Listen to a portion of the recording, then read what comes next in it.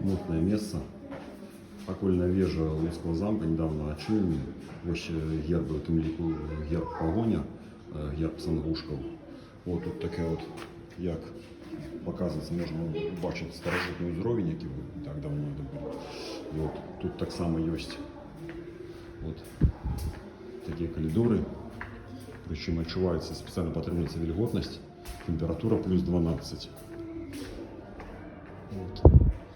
Такі тут, як келі, фактично, такі от люстерки вигнуті. Вот, и есть такие вот покойчик. Вот, и тут так само вот такие коридоры. Есть такие покойчик, заходишь такие.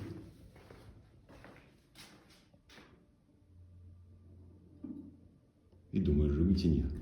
А в другим покой там привид такой ранный. Ну я уже не буду подходить. Вот, картина моцная, уражена.